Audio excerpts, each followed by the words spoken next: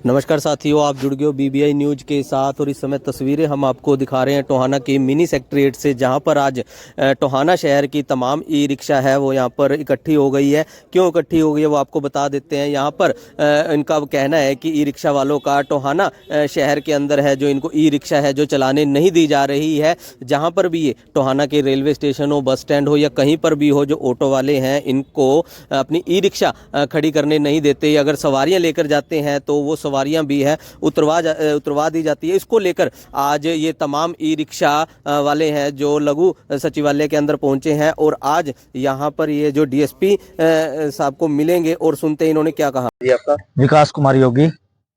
और किस लिए आज आप लोग इकट्ठा हुए हो, क्या मामला है जी? ये हमारी सोसाइटी है जी, दा e rickshaw welfare operator society, जिसमें मैं वाइस प्रेसिडेंट हूँ। ये इसलिए इकट्ठे हुए हैं जी, हमारे शहर के अंदर 100 के लगभग ई रिक्शा हैं जिनको रोजगार में बहुत ज्यादा दिक्कत आ रही है। जिसमें ना तो बस स्टैंड से सवारी उठा सकते, ना बराड़ चौक से, ना रेलवे स्टेशन से, कहीं से भी ऑटो वाले सवारियां उठाने नहीं देते। हर जगह क्यों नहीं उठाने देते जी, क्या वजह है? बस इन्होंने अपनी गुंडागर्दी दिखा रखी है जी, जिस कारण से सवारियों को उठाने नहीं देते। अगर सवारी कोई बैठ भी जाती है बुजुर्ग सवारी, तो ये उसको भी उतार लेते हैं, क्योंकि बुजुर्ग सवारी को इसमें ई रिक्शा में चढ़ने में आसानी होती है। और ई रिक्शा में सवारी इसलिए जाके घुसे क्योंकि ई रिक्शा वाले सवारी को घर तक छोड़ के आते हैं।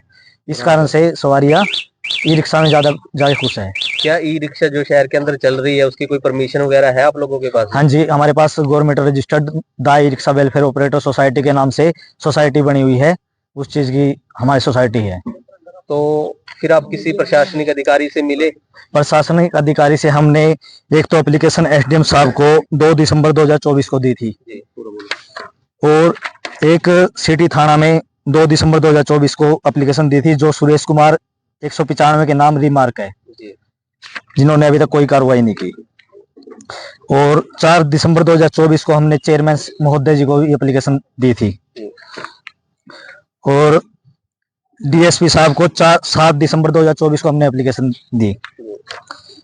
श्रीमती एसपी महोदय को हमने 7 दिसंबर 2024 को एप्लीकेशन हमने भेजी। और हमारे जो रेलवे के अंदर होते हैं जीएम महोदय, वो रोडवेज के अंदर जीएम, उनको हमने 10 दिसंबर 2024 को एप्लीकेशन भेजी। और जो टोहाना स्टेशन सुपरवाइजर है उनको हमने 12 दिसंबर 2024 को एप्लीकेशन बाय हैंड देकर आई। और जो जाखल स्टेशन सुपरवाइजर साहब थे उनको हमने 7 दिसंबर 2024 को एप्लीकेशन भेजी थी। और जो सहायक मंडल अभियंता हैं जाखल एडीडीएन, उनको हमने एप्लीकेशन ये 13 दिसंबर 2024 को भेजी थी। उसके बाद हम उनसे मिलने भी गए थे, लेकिन उन्होंने हमारे साथ कोई बात नहीं की। उन्होंने बोला कि आप टोहाना एसएस से जाके बात करो। और एक हमने डीआरएम ऑफिस में भी, जो दिल्ली अपनी रेलवे का ऑफिस है, उनके पास भी हमने ये एप्लीकेशन भेजी थी 10 दिसंबर 2024 को। और ये लड़ाई हमारी आज से नहीं है, इसमें हमने पहले 9 दिसंबर 2020 को भी एक सीएम विंडो लगाई थी, जिस पर थोड़ा बहुत मतलब के भाईचारे के हिसाब से नॉन समझौता करवा दिया था। उस टाइम 5-7 रिक्शा होती थी। और फिर हमने एक दूसरी, हमारी ई रिक्शा मेंबर ने 10/5/2023 को भी सीएम विंडो पे लगाई। उसका आज तक कोई भी समाधान या कोई हमारे पास कोई सलूशन नहीं आया।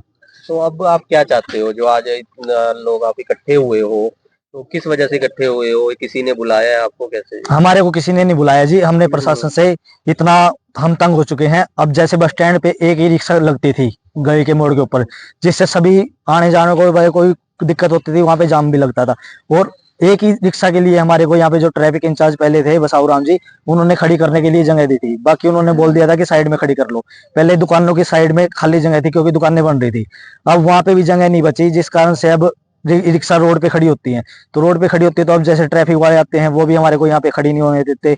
और बस स्टैंड के ऊपर 2 स्टैंड हैं, एक तो इन्हें पीछे गेट पे भी इन्होंने ऑटो लगा रखी है, आगे भी इन्होंने ऑटो लगा रखी है।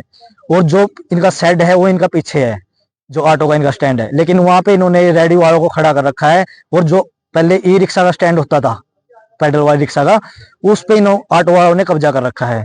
वहां पे भी ये हमारे को ई रिक्शा नहीं लगाने देते। हमारे तो प्रशासन, आप क्या चाहते हो? हम ये प्रशासन से ये चाहते हैं, जो इनका स्टैंड है ऑटो का इन्होंने साइड डाल रखा है, ये वहां पे लगाए। और जो रिक्शा का स्टैंड होता था वहां पे हमारे रिक्शा को खड़ी होने के लिए जगह मिले, जिससे रोड पे भी जाम ना लगे और हमारे रिक्शा वाले भी अपने पालन पोषण कर सके अपने बच्चों का। अगर आपकी कोई बातें नहीं मानी जाती तो आगे क्या फैसला होगा आप? इसका आगे फैसला जो हमारी सोसाइटी है दाई रिक्शा वेलफेयर ऑपरेटर सोसाइटी, उसके सभी मेंबर मिलकर जो भी निर्णय लेंगे उसके बाद हम सोचेंगे।